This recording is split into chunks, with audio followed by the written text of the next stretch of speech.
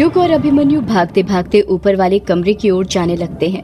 जब वो कछुए के पास पहुंचते हैं तो देखते हैं कि कछुआ एक कमरे के सामने बुद्ध बनकर खड़ा हुआ था, जिसका दरवाजा लगा हुआ था। डर के कारण कछुए के हाथ पैर अभी भी कंपकपा रहे थे। उसको देखकर ऐसा लग रहा था जैसे उसने कोई भूत देख लिया हो। अभिमन्यु फटाक से कछुए से पूछता है, क्या हुआ कछुआ, तू चीखा क्यों? कछुआ इतना डर गया था कि कुछ नहीं बोल पा रहा था। उसकी आंखें अभी भी फटी की फटी और लाल थी। युग कछुए का हाथ पकड़ते हुए कहता है, कछुआ तू घबरा क्यों रहा है? हम आ गए हैं ना, अब घबराने वाली कोई बात नहीं है, समझा? तू आराम से बता क्या हुआ। कछुआ कहता कुछ नहीं, बस अपने हाथ से दरवाजे के नीचे की ओर इशारा करने लग जाता है। जब युग और अभिमन्यु की नजर दरवाजे के नीचे पड़ती है तो अभिमन्यु कछुए से कहता है, ये नीचे क्या इशारा कर रहा है? नीचे तो कुछ नहीं है। कछुआ हकलाते हुए कहता है, नीचे नहीं, दरवाजे की कुंडी पर देख। जब युग और अभिमन्यु दरवाजे की कुंडी पर देखते हैं तो उनकी भी आंखें फटी की फटी रह जाती हैं। दरवाजे की कुंडी पर एक बड़ा सा ताला लगा हुआ था, जिस पर लाल कपड़ा बंधा हुआ था और उसके ऊपर सफेद चंदन से स्वास्तिक बनाया गया था।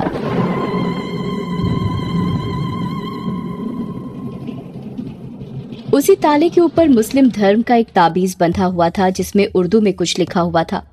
ताबीज के साथ ही क्रिश्चियन के क्रॉस का लॉकेट भी लटक रहा था। अभिमन्यु उस ताले को देखकर शॉक्ड हो जाता है और हैरानी के साथ कहता है, ये क्या? इस दरवाजे पर ताले के ऊपर इतने सारे अलग अलग धर्म के ताबीज क्यों बंधे हुए हैं? युग कमरे को देखते हुए कहता है, ये कमरा तो पापा का है और ये वही कमरा है जहाँ पर उनकी मौत हुई थी। अभिमन्यु कुछ सोचते हुए कहता है, इसका मतलब कछुए की दादी ने उसे जो कहानी सुनाई थी वो सच है। युग हैरानी के साथ कहता है, मतलब? अभिमन्यु युग को समझाते हुए कहता है, मतलब ये युग की देख, कछुए की दादी ने बताया था कि तेरे बड़े पापा मतलब दिलीप अंकल ने ग्रेवयार्ड कोठी को बंद करवाने के लिए मेहंदी पथार से 3 धर्म गुरुओं, पुजारी, मौलाना और फादर को बुलाया था। वो लोग यहाँ पर आए होंगे और यक्षिणी तेरे पापा के कमरे में भटक रही होगी, क्योंकि इसी कमरे में उसने उन्हें मारा था। तो उन तीनों धर्म गुरुओं ने अपनी ईश्वरीय शक्ति का प्रयोग करके इस कमरे को बंद कर दिया होगा और इस कमरे को बाहर से ईश्वरीय शक्ति से बांध दिया होगा ताकि यक्षिणी इस कमरे से बाहर ना जा पाए। युग और कछुआ हैरानी के साथ अभिमन्यु की बातें सुन रहे थे। अभिमन्यु अपनी बात को आगे जारी रखते हुए कहता है, यक्षिणी को इस कमरे में बंद करने के बाद वो तीनों धर्मगुरु नीचे गए होंगे और उन्होंने बाहर ताला लगाकर अपनी बलि दे दी होगी ताकि यक्षिणी यहीं पर कैद हो जाए। मैंने तुझे बताया था ना, आत्मा को किसी जगह पर कैद करने के लिए बलि देनी पड़ती है और उन तीनों धर्म गुरुओं ने भी यही किया होगा। कछुआ लंबी सांस लेते हुए कहता है, इसका मतलब ये हुआ कि यक्षिणी अभी भी आजाद नहीं हुई है। वो इसी कमरे में इसी दरवाजे के पीछे कैद है। ये तो बहुत अच्छी बात है। देखियो, तूने ग्रेवयार्ड कोठी खोल दी तो खोल दी, पर प्लीज ये दरवाजा मत खोलना वरना सब तबाह हो जाएगा। युग को कुछ समझ नहीं आ रहा था कि वो क्या बोले। दरवाजे पर बंधे ताबीज इस बात की साफ गवाही दे रहे थे कि कछुए की दादी की कहानी सच थी, पर युग का मन अभी भी इस बात को मानने से इनकार कर रहा था। उसे अभी भी लग रहा था कि ये सिर्फ अंधविश्वास है और कुछ नहीं। अभिमन्यु दरवाजे को ऊपर से लेकर नीचे तक अच्छे से देख ही रहा था कि तभी उसकी नजर दरवाजे पर लगी नंबर प्लेट पर जाती है और नंबर प्लेट को देखकर वो और ज्यादा शॉक्ड हो जाता है। जब अभिमन्यु अपना हाथ उस नंबर प्लेट पर फेरता है तो उसे एक बिजली का झटका सा लगता है और वो झट से पीछे हट जाता है। अभिमन्यु को पीछे हटते हुए देख युग बौखलाहट के साथ पूछता है, अब तुझे क्या हुआ? तू ठीक तो है? अभिमन्यु दरवाजे को घूरते हुए डर के साथ कहता है, ये कमरा शैतान का कमरा है युग। युग आंखें फाड़ते हुए कहता है, क्या कहा? शैतान का कमरा? अभिमन्यु अपने हाथ से दरवाजे की नंबर प्लेट की ओर इशारा करते हुए कहता है, हाँ युग, शैतान का कमरा। वो देख, 666 यानी 666। इसे शैतान का नंबर कहा जाता है। ये क्या बकवास कर रहा है अभिमन्यु? तू कुछ भी मत बोल। कुछ भी नहीं बोल रहा हूँ युग। शायद तुझे पता नहीं है, पर ईसाई धर्म में इसे मनहूस नंबर माना जाता है। इस नंबर के बारे में बाइबल में बताया गया है कि ये शैतान का नंबर है। जो व्यक्ति ईश्वर की शिक्षाओं को नष्ट करने का प्रयास करता है और इस नंबर को अपने पास रखता है, उसे ईसाई धर्म का विरोधी कहा जाता है। तुझे पता है, इस नंबर की मदद से शैतान को बुलाया जाता था और प्राचीन काल के अंदर कुछ दुष्ट लोग अपनी इच्छाओं को पूरा करने के लिए इस नंबर का प्रयोग करके शैतान को बुलाते थे। युग अपने चेहरे पर झूठी हंसी लाते हुए कहता है, तू मजाक कर रहा है ना? नहीं युग, मैं मजाक नहीं कर रहा हूँ। क्रिश्चियन धर्म के पवित्र ग्रंथ बाइबल न्यू टेस्टमेंट में शामिल की गई आखिरी किताब द बुक ऑफ रिवोल्यूशन के 13वें अध्याय में नंबर 666 का जिक्र है। ये महत्वपूर्ण इसलिए है क्योंकि इसी ग्रंथ में इस नंबर को द नंबर ऑफ बीस्ट यानी शैतान का नंबर कहा गया है। युग हैरानी के साथ कहता है, क्या बात कर रहा है? अभिमन्यु अपनी बात को आगे जारी रखते हुए कहता है, हाँ युग, द बुक ऑफ रिवोल्यूशन के रहस्यमय लेखक जॉन की ये किताब 96 ईसा में लिखी गई थी, ऐसा माना जाता है। वैसे ये किताब हमेशा से विवादों में रही है, पर तुझे पता है इस किताब में पृथ्वी के समाप्त होने की भविष्यवाणी की गई है। कछुआ डरते हुए कहता है, क्या भविष्यवाणी की गई है अभिमन्यु, जरा बताएगा? हाँ बताता हूँ। इसमें बताया गया है कि पृथ्वी जब समाप्त होगी तो वो वक्त बहुत ही भयानक होगा। आसमान से आग के गोले गिरेंगे, भयानक नरभक्षी प्राणी जो इंसान का खून पिएंगे वो पैदा होंगे। जो भी थोड़ी बहुत इंसानियत बची होगी वो भी शैतानी शक्तियों के हाथों खत्म हो जाएगी। जब अभिमन्यु ने ये बात कही तो एक पल के लिए युग और कछुए की आंखों के सामने पृथ्वी के समाप्त होने का दृश्य घटित होने लगा। अभिमन्यु अपनी बात को आगे जारी रखते हुए कहता है, इसके अनुसार उस वक्त शैतानी शक्तियां पूरी दुनिया पर हावी होंगी। मुख्य रूप से 2 शैतान पैदा होंगे, जिनमें से एक शैतान लोगों को दूसरे शैतान की पूजा करने के लिए प्रेरित और तैयार करेगा। कछुआ हकलाते हुए कहता है, तो फिर क्या इंसान का अंत हो जाएगा? उसके पास जिंदा रहने का कोई उपाय नहीं बचेगा? बचेगा कछुआ। किताब के लेखक जॉन के अनुसार अगर किसी को अपने आप को बचाना होगा तो उनके पास 2 विकल्प होंगे। पहला, या तो उन्हें शैतान का नाम या फिर शैतान का नंबर 666 यानी 666 अपनी बॉडी पर गुदवाना पड़ेगा। युग अपने माथे का पसीना पोंछते हुए कहता है, अभिमन्यु, ये सब सिर्फ एक किताब में लिखा है जो एक इंसान ने लिखी होगी। मैं इन चीजों को नहीं मानता। तुझे नहीं मानना मत मान युग। तेरे मानने या ना मानने से चीजें झूठी नहीं हो जाएंगी। सच को कोई नहीं झुठला सकता। तुझे नहीं पता पर बहुत सारी किताबों में 666 को शैतान का नंबर बताया गया है। तुझे पता है 666 को हिब्रू भाषा से भी जुड़ा हुआ माना जाता है। युग अपना सिर खुजाते हुए कहता है, अब ये हिब्रू भाषा क्या होती है? 2000 साल पहले हिब्रू भाषा में ही संचार का माध्यम था और मूल बाइबल भी हिब्रू भाषा में ही है। हिब्रू में अंक अक्षर के रूप में लिखे गए हैं, या फिर हम ये कह सकते हैं कि हर अक्षर एक अंक के साथ जुड़ा हुआ था। 666 भी किसी अक्षर के साथ ही जुड़ा था और इसका यूज कोड के रूप में होता था। हिब्रू को गेमेट्रिया। कछुआ बीच में ही अभिमन्यु को टोकते हुए कहता है, अब यार ये गेमेट्रिया क्या होता है? गेमेट्रिया अक्षरों को अंकों में डिकोड करने की एक प्रणाली है। हिब्रू भाषा को गेमेट्रिया से ही पढ़ा जाता है। इसमें अंक 1 को ईश्वर का नंबर और अपने आप में परिपूर्ण बताया गया है।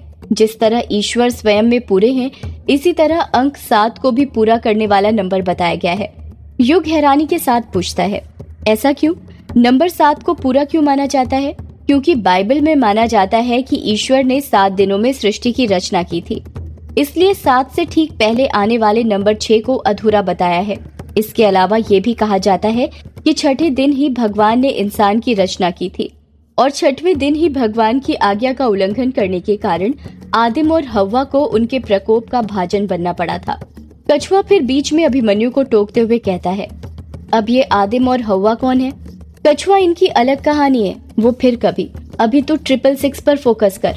कहते हैं आदम और हव्वा को पाप करने के लिए उकसाने वाला एक सांप था जिसे शैतान का स्वरूप माना गया है। ये सब सृष्टि के निर्माण के बाद छठवें दिन हुआ था, इसलिए 6 को पाप का यानी शैतान का नंबर माना जाता है। जैसा कि हम सबको पता है, यक्षिणी मर्दों के साथ संभोग करके उन्हें मार देती है, तो हो सकता है वो भी शैतान हो और उसी ने दरवाजे पर ये 666 लिखा हो ताकि वो शैतान को बुला सके। युग अभिमन्यु की बात का विरोध करते हुए कहता है, पर पापा ने कहा था कि यक्षिणी अच्छी औरत। युग ने इतना ही कहा था कि तभी जिस दरवाजे के सामने वो लोग खड़े थे, वो दरवाजा अपने आप जोर जोर से हिलने लग जाता है। दरवाजा इतनी जोर से हिल रहा था कि उसे देखकर ऐसा लग रहा था कि अंदर से कोई उस पर जोर जोर से लाते मार रहा हो। दरवाजा हिलता हुआ देख युग, अभिमन्यु और कछुआ तीनों के होश उड़ गए।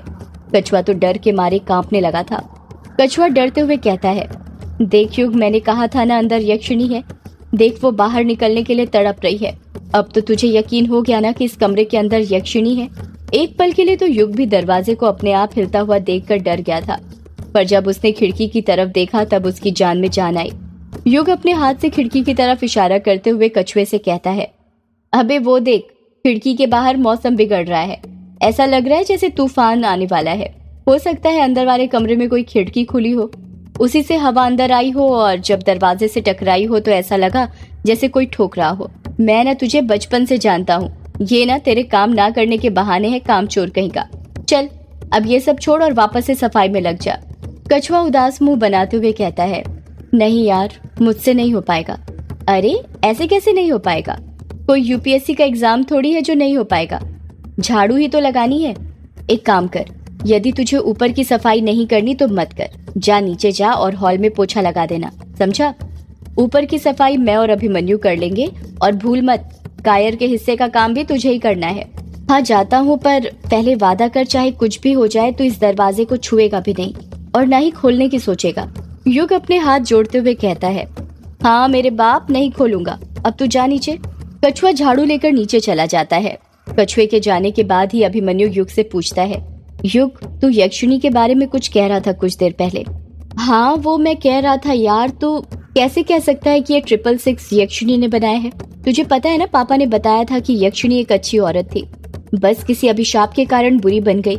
और मुझे पता है मेरे पापा कभी मुझसे झूठ नहीं बोल सकते।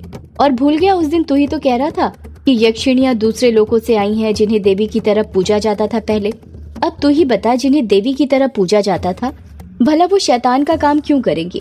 युग की बात सुनकर अभिमन्यु सोच में डूब जाता है और सोचते हुए कहता है, यार देखा जाए तो तेरी बात भी ठीक है, पर फिर ये 666 इस दरवाजे के ऊपर क्या कर रहा है और किसने बनाया होगा इसे? मुझे पता है ये यहाँ कैसे आया और किसने बनाया होगा। अभिमन्यु हैरानी के साथ पूछता है, किसने? यार भूल गया, तूने बताया था कि ये ग्रेवयार्ड कोठी अंग्रेजों के जमाने की है और उन्हीं ने बनाई थी। हाँ तो भाई हम सबको पता है अंग्रेज कितने कमीने थे, और तेरी ये 666 वाली थ्योरी मैं मान भी लूं तो हो सकता है कि अंग्रेजों ने ये 666 बनाया हो शैतान को बुलाने के लिए, ताकि वो यहाँ पर अपने इंडिया में जंग जीत सके और राज कर सके। ये अंग्रेज लोग इंडिया पर राज करने के लिए कुछ भी कर सकते थे, शैतानों से दोस्ती भी। वैसे तेरी बात में दम तो है, ऐसा हो सकता है। ऐसा हो सकता नहीं, ऐसा ही हुआ होगा। और अब तू ये सब छोड़ और जल्दी जल्दी सफाई करने लग, बहुत काम है। और हाँ, इस दरवाजे को रहने दे, इसे साफ मत करना। गलती से एक ताबीज भी नीचे गिर गया या कुछ हो गया तो कछुआ हम दोनों की जान ले लेगा। हाँ ठीक है। युग और अभिमन्यु वापस से ग्रेवयार्ड कोठी की सफाई करनी शुरू कर देते हैं। रात के 8 बज रहे थे और ग्रेवयार्ड कोठी की सफाई लगभग पूरी हो चुकी थी। बाहर जोरों की बारिश हो रही थी।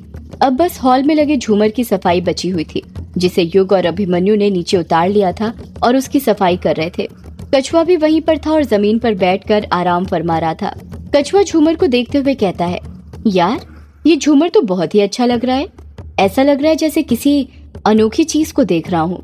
अभिमन्यु कछुए की बात का जवाब देते हुए कहता है, ये अनोखी ही चीज है कछुए, ये ऐसा वैसा झूमर नहीं है, ये लैंप वाला झूमर है जो आज के जमाने में ना के बराबर मिलता है। यार इसकी कीमत क्या होगी? अभिमन्यु कछुए के साथ मजाक करते हुए कहता है, क्यों, क्या तू बेचेगा इसे? कछुआ अपने चेहरे पर हंसी लाते हुए कहता है, हाँ बेच दूंगा अगर युग हाँ बोले तो। कछुए ने इतना ही कहा था कि तभी अचानक से लाइट चली जाती है। अभिमन्यु हंसते हुए कहता है, देख तूने बेचने की बात कही और लाइट चली गई। ग्रेवयार्ड कोठी का सामान बेचने से पहले यक्षिणी तुझे भेज देगी, भूल मत, ये कोठी यक्षिणी की है। कछुआ डरते हुए कहता है, ऐसा मत बोल यार, मैं तो मजाक कर रहा था। सॉरी यक्षिणी, मैं कुछ नहीं बेचने वाला। युग उन दोनों को टोकते हुए कहता है, यार तुम दोनों बातें बंद करो और कोई मोबाइल का टॉर्च ऑन करो और किचन से माचिस लेकर आओ, मेरे मोबाइल की बैटरी खत्म हो गई है। अभिमन्यु कहता है, यार किचन जाने की जरूरत नहीं, मेरे पास लाइटर है। इतना कहकर अभिमन्यु अपनी जेब से लाइटर निकालता है और झूमर के अंदर जो 9-10 लैंप लगे हुए थे उन्हें जलाने लग जाता है। जब वो लैंप जलते हैं तो कोठी के अंदर फिर एक बार उजाला हो जाता है। अंधेरे में झूमर पर जलते हुए लैंप और भी आकर्षक लग रहे थे। तभी अचानक से दरवाजा खटखटाने की आवाज आने लग जाती है। युग कहता है, यार तुमने आवाज सुनी? कछुआ हकलाते हुए कहता है, हाँ सुनी। अभिमन्यु डरते हुए कहता है, यार ये आवाज तो ऊपर वाले कमरे से आ रही है जहाँ पर यक्षिणी कैद है। सदियों से है पुरानी ये है यक्षिणी की कहानी। पक्षी